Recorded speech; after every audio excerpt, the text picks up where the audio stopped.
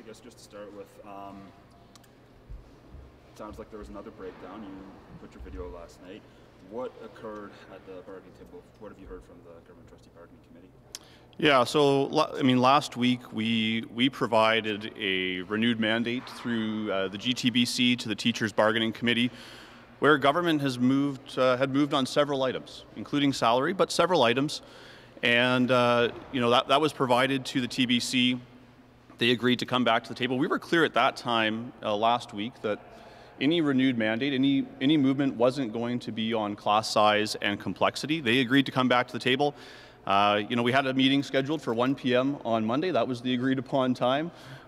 We showed up at 1 p.m. and began to share the movement that we'd made on those several items, and by 1:30 we were the only ones left in the room.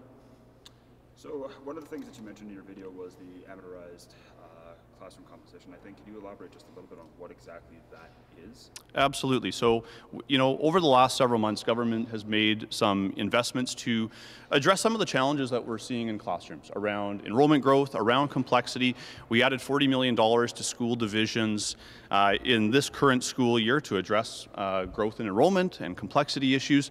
We have the $7 million every year in our budget for additional EAs. We have 800 more additional EAs in our Saskatchewan schools than we did 5 years ago, as well as the 2 pilot projects that we've announced, $53.1 million.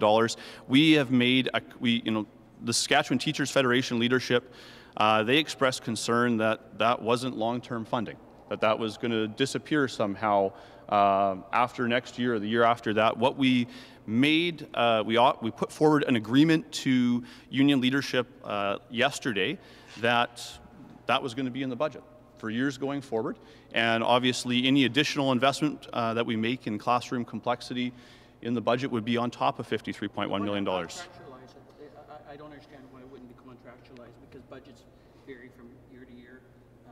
I think you will be, but there's no guarantee that this government is going to be around after October. By putting it right in the contract, which is what the teachers want, doesn't that solidify? I think this agreement does the same thing. This, you know, this contractual agreement that we put forward, is there a contract being signed saying, look, we are going to do this every year, because that's what a budget is. That's what the agreement says. We'd be happy to provide that agreement. And it says that how much money are $53.1 million every year. Why are we talking about this here at the bargaining table? Because you're the first one to say, look, we can't negotiate through the media, and you're right. You keep putting out video, you keep doing things that are probably annoying the hell of the teachers, and probably making this process a lot longer than it can. Have you thought about just the general approach to these negotiations and why they're not working? Well, I think, you know, you see videos from both sides in this round of bargaining. I mean, our focus is. Well, let's talk about you, because you're in the government. You're doing this at presumably taxpayers' expense, including that of teachers. Yeah. How is it productive under the circumstances? Well, I guess that's what I'm asking. Yeah, thanks. You know, what I would say, what I was trying to say a minute ago here was, we want to get to a fair deal for teachers. That I have been clear on that every single time we've spoken. We want a fair deal for teachers. You know what? Unfortunately, we have a teachers' federation, union leadership that you know, has demanded 23.4% salary increase over 4 years and aren't willing to discuss anything else.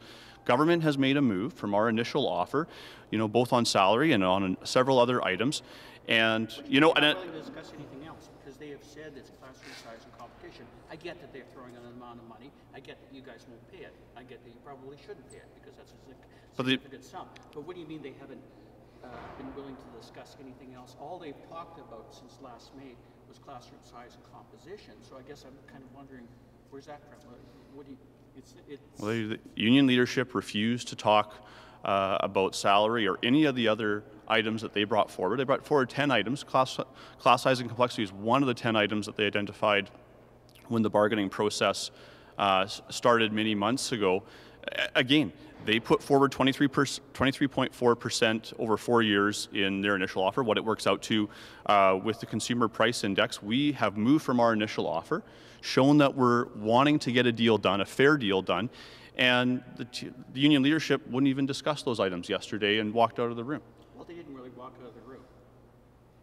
How do you mean, Murray? Well, I saw the video. They were in the room. Yeah, the bargaining meetings this week were scheduled at the STF head office for their convenience. You know, certainly we were at 1:30 though on Monday. Our team was the only one left in the room. I know you say that, but I saw a video of them in the room. I saw your video someplace else. So why would you say they walked to the room? Most people don't believe you when you say they walk to the room when there's a video showing them in the room. And how is that even productive to even say it at this particular point? As I've said before, Murray, 1 p.m. bargaining started on Monday. That was the agreed start. That was the agreed start. It was supposed to be at 9. You guys didn't show up till Monday. I just want to be That's clear. not true. That's not true? It's not Did true. you show up at all on Tuesday? We made ourselves available on Tuesday. We said that we'd be available Tuesday. Again, the union leadership expressed that they weren't willing to discuss anything else, any of the renewed mandate that we'd brought forward. So if you have one side, if you want... We want to be clear about this because we have to sort through all the differences between your video and theirs. Maybe you guys should get together with the same video. But were your people in the room on Tuesday after this whole? We made ourselves available on Tuesday to bargain. So what that means is like with their that means that the government trustee bargaining committee was willing to meet on Tuesday. But again, when we had the union leadership walk out on Monday and express that they weren't willing to discuss any points of our renewed mandate, including the salary offer, which again, they're at 23.4% over 4 years. We've been clear that that is not going to work for the government of Saskatchewan. We've made a move on that specific issue and hoping to discuss that piece as well as the other parts of our renewed mandate at the bargaining table. But if you don't have another party ready to bargain, it's sure hard to have a discussion and get to a fair deal. I'm giving instruction to the government trustee bargaining committee today that we are prepared to bargain every single day. Starting at 9 a.m., every single day we will have a room ready to go. Our team will be ready to get a deal done. And you know, hopefully the union leadership decides that they also want to get a deal done. In the room or will you be, like, it seems to be coming down to messaging right now. And you're being accused of putting out what amounts to a political message that you only want to bargain on the terms that the government wants to negotiate on, which is salaries, not classroom size and compensation. You're moving that to a different forum, at least in terms of a non-contractual forum, which is their issue. So it would seem it would require significant effort of people being at least in the same vicinity, if not the same room, to get that done. So what would convince people that that is actually happening, or that the government is willing to do that, given what we've seen? Well, I think what you can see is that the government has made moves on several items of the STF's original 10 requests.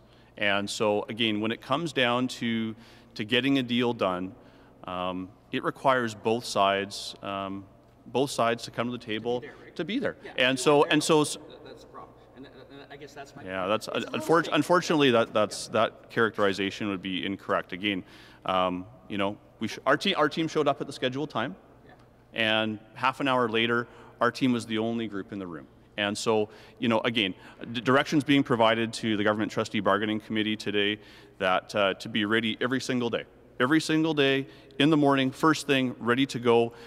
You know, we've brought forward movement on several items. We're willing to discuss getting a deal done. That's what we want, because we know, again, not having a deal in place, it provides unpredictability for students and families. So, you know, we're available every single day, and we sure hope union leadership decides to join us. Or particularly you, actually, more so than the bargaining committee, because unfortunately you've become the face of this, as ministers sometimes are. But you don't think that you coming across to the teachers in particular, if not the public as a whole, is a little bit antagonistic in terms of this thing, and maybe that is where the problem is. You know, what I have been focused on is finding solutions through this. You know, I've been clear over the last several weeks that we would renew our mandate, we would make movement on several items. We've done that. Well, when it teachers union then, because that would be one solution. They're just language things. Yeah. would be. Let me finish. Well, I'm just curious. Let me finish. So, we've made movement on several items that the STF have requested. When it comes to class size and complexity, I've been out there meeting with school divisions directly, working on solutions. The 2 pilot projects that we'd previously announced and announced again this week in terms of what specific projects we're working on in which communities. Even this morning, announcing 45 new additional classroom spaces in communities: Saskatoon, Regina, Lloydminster, Pilot Butte, Lumsden. These are actual solutions to the challenges that we're seeing. What you're seeing from government is trying to find a way through this and trying to find solutions. Unfortunately, we have a team on the opposite side of the bargaining table, the Saskatchewan Teachers Federation leadership, that hasn't moved on any of their initial demands, including their 23.4% salary increase, and is unwilling to come up with solutions on how to get through this. And, again, all I can control is getting up every morning, working on solutions with myself, the Ministry of Education, the Government Trustee Bargaining Committee. That's what we're working on every day. And so I sure hope the Teachers Federation changes their tune and decides to come back to the bargaining table. One more for me, and I'll get out of here for at least a while. What do you say to those that say that there's a political agenda here that you are driving that seems to be at the root of this antagonism that they see, that it's in the interest of the government, politically speaking, if not from a governance standpoint, to have this dispute ongoing because you have an issue related to the teachers and making them unpopular, and I guess according to the teachers, villainizing them. It doesn't seem to make a lot of sense because of any number of things, but I'd like your response if you wouldn't mind. Yeah, quite frankly, it's not in anyone's best interest to have school interrupted. It's not in anyone's best interest to have students not able to attend class in several school divisions on Friday and potentially more going forward.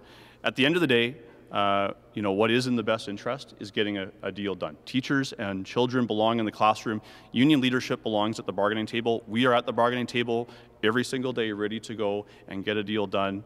And we sure hope that happens sooner rather than later. With respect to that contract, though, I'm just a little bit curious about that. You said that you could provide it for us. Be happy to provide the agreement, main yeah. issue, though, as we understand it from the STF, is that there isn't a mechanism, there isn't a lever to pull if certain targets aren't met, right? And that's part of the reason why they want to have composition, complexity as part of bargaining, just so that there's something in writing, just so that there's something in contract language they can point to. So I'm just curious as to how this contract outside of bargaining and outside of a CBA would address that. Well, I mean, the agreement that we put forward to union leadership last night was that this $53.1 million is going to be invested in the budget every single year. I've mentioned before, even as early as last week, that we have a provincial budget coming up in about a month and a half.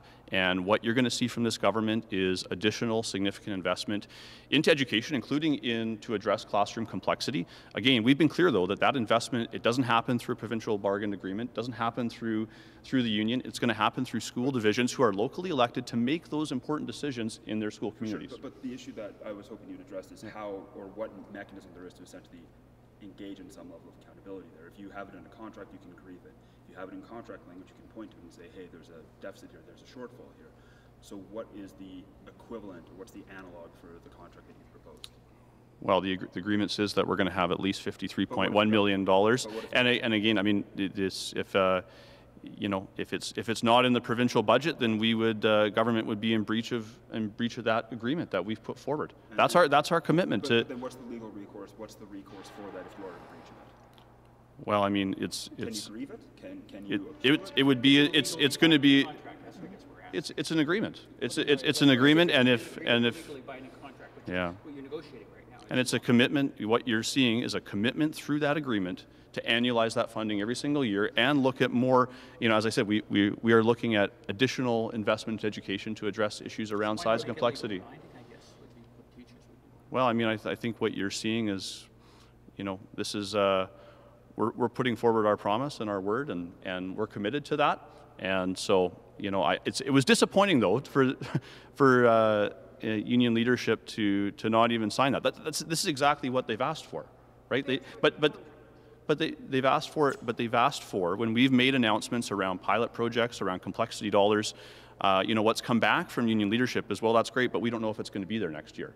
What this agreement says is it's going to be there next year. And actually what I'm even saying today is that it's going to be there, and there's going to be more significant investment through education. $1 billion surplus that was going to be there this year, but it's not. Like, things happen. Absolutely. And this is what they find problematic, or I would assume they find problematic. If it was me, that's what I would find, because situations change. Yeah. I guess that's why they want it in a contract thing, so that it becomes a first commitment. So is the government just not willing to put that in a legally binding form because it needs? Well, it's an agreement. It's an agreement that would have my signature on it, and hopefully Ms. Becott's signature. And again, it's a commitment from this government to put that in the budget, put those dollars in the budget every single year, because it's a priority. In terms of supporting our children in the classrooms, that's a priority for this government. If you're willing to put it in a binding agreement, why are you willing to put it in the contract? Well, as I've been clear before, issues relating to classroom size, complexity, these are locally managed decisions. And so to put it in a provincial agreement, that's not something we're prepared to do. We've got 27 school divisions all around the province, locally elected in their communities to make these decisions. The reality is schools look different in every single community around the province, right, in terms of how they staff and how they structure classrooms. I was in Isle Lacrosse and La Loche on Friday. Those schools are going to look different than what's in Regina or Saskatoon. I think we can all understand that, and that's why those decisions don't belong in a provincial bargain agreement, but belong with local school divisions. That's great, but why not make it legally binding? Right? We understand that a class in Regina looks different from a class in Campsite, looks different from a class in Yellowville. Yeah. Why not have something worth more than the paper that it's written on? Why not have it in a contract? Why not have it somehow actually legally binding? Yeah, well, the agreement's been put forward. It's going to have my signature on it, and I hope that Ms. Becott will sign it as well. Because but they've asked for this contract. They've asked for this agreement. They've asked for in collective bargaining. They've asked for accountability. They've asked for and we have provided that, but we've been clear that won't be in the provincially bargained agreement. Have you provided that through this contract? Yeah, we have provided a commitment every single year that government will put in at least $53.1 million to fund classroom complexity. And again, as I've said, we're looking at making additional investment beyond that. But if there's issues with that, you fail to meet those agreements, what results is a long-term legal battle, as opposed to they're on the front line in the contract and you're held to it there. That's what they're looking for. Again, this is what we are trying to get to here is a fair deal, and let's think about where we've been. I mean, we've all had the opportunity to interact several times over the last number of months, right? Talk about issues relating to what's happening in classrooms around the province. You have seen government move in terms of making additional investments, adding additional pilot projects all around the province. We've been clear that if those pilot projects work, we'll look at doing more all around the province. So I think the track record is that you've seen government over the last several months make investments to improve what classrooms look like. We're going to look at doing more, and that's the Saskatchewan Teachers Federation. I mean, they've got my word that I'm committed to that. So when it comes to polling, there was a Citrix poll kind of surveying how Sask Party voters view the current negotiations. It seemed, I think it was 28 or 29% were in favor of the government position, and then something like 26, 27 were in favor of the teachers. Do you think that in an election year, this is going to be a winning strategy to take this fairly bellicose stance with the teachers? Well, I think the approach that we've taken, again, as I mentioned earlier, is trying to find solutions. But that's what I'm focused on every day. Is I can't think of anybody that I've met that doesn't want to see teachers and students supported in the classroom. Everybody wants that, right? As a parent, my child's going to be school age one day, and I hope that when they're in school, they have the supports that they need, and that their classmates have the support they need. Everybody agrees on that. That's a 100% issue right there, right? And but we're so, talking about tactics here. Everybody wants kids to succeed. Absolutely, we're talking we're about polling right now and how your party is. Yeah, and I would say to that is, look at what I've just mentioned. We've made investments in year to add dollars to school divisions for classroom size, for classroom complexity. We've added additional in-year investments just in previous weeks. I've signaled that there's going to be more investment coming in March in our provincial budget. That's what we're focused on, is finding solutions. So it's frustrating through bargaining, obviously, to have, you know, one side, government, that's made movement on several issues, and obviously dealing with, you know, adding additional investment into education outside of bargaining. But then we have another side in bargaining that doesn't seem interested in finding solutions or being at the table. Day two of bargaining was at STF headquarters as well, right? Correct, yeah. And did any of the government trustee board members attend? Were they at the building? We offered to meet on Tuesday. No, but we offered to meet. So they weren't at the table on Tuesday? Because the STF union leadership walked away on Monday and said that they didn't want to talk about any of the issues. We were clear from the GTBC side that we were willing to meet as late as last night or this morning. The Saskatchewan Teachers Federation leadership said that they weren't available Wednesday, but they could meet Tuesday evening. You know, again, we were ready to bargain, but if the union leadership isn't ready to talk about the issues on the table, then what's the point of meeting? Your team failed to meet at the table on Monday is what you're saying. Sorry, can you just... So your team failed to meet at the bargaining table on Monday, correct? No, Monday we were at the table at 1 o'clock. The Saskatchewan Teachers Federation left within half an hour. Then what happened on Tuesday? On Tuesday, they walked out of the room on Monday. We made ourselves available on Tuesday. We communicated that we would be available to sit down on Tuesday. You know, again, they specified that they weren't willing to talk about the issues on the table, and there wasn't a point of meeting. So they can make the same claim, correct? You're failing to argue your point on things and not showing up to the table. So why are you complaining that they left after 1:30? Apparently you might be misrepresenting the video.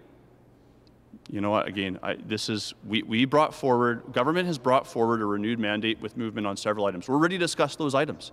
When the Teachers Federation walks out, says they don't want to discuss those issues, then, you know, unfortunately, they should, quite frankly, have to answer why they didn't want to stay and discuss those issues.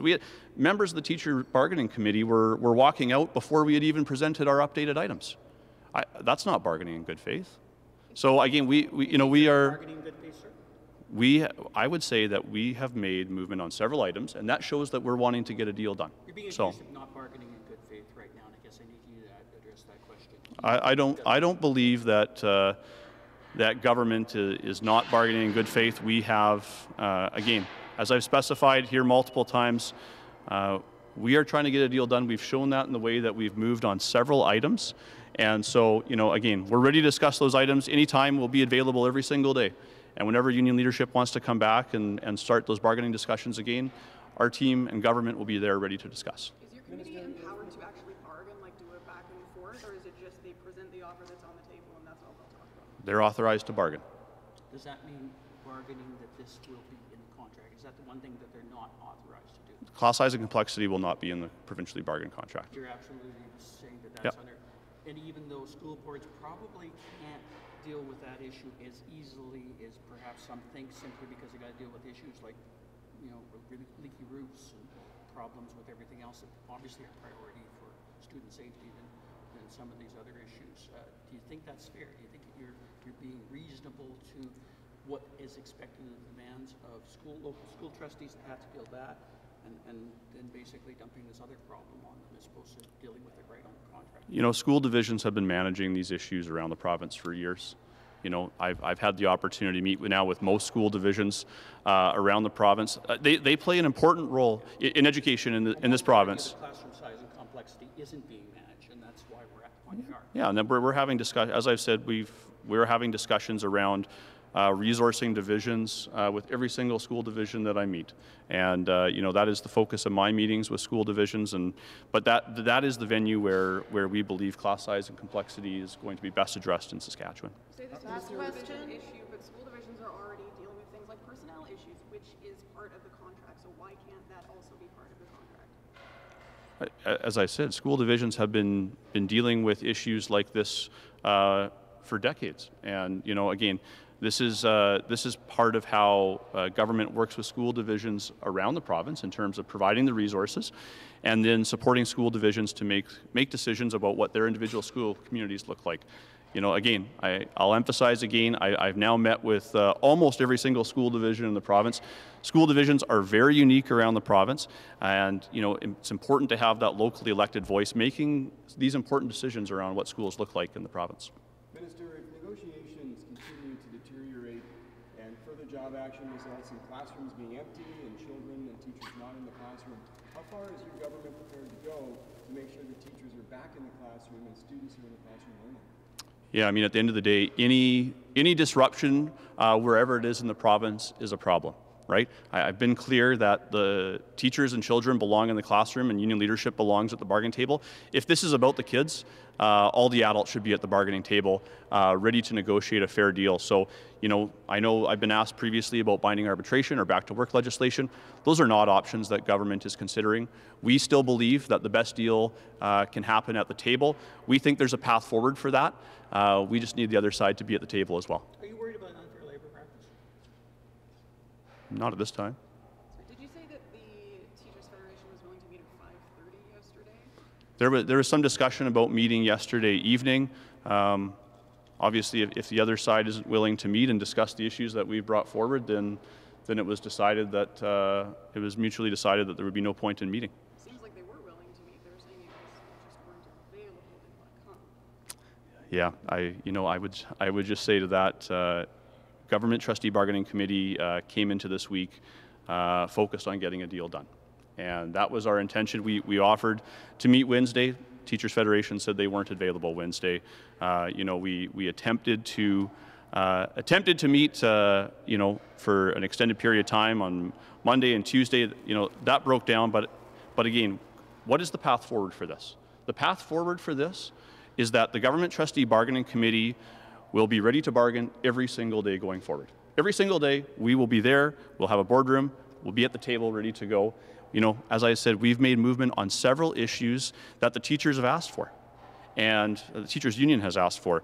And certainly we hope that we can get to that deal and back to the bargaining table sooner rather than later. To accomplish that right now, like what can you do right now, given the animos right now, to get the STF back to the bargaining table? It doesn't seem like there's a great path forward. Well, what government has done is make movement on several items and make our team.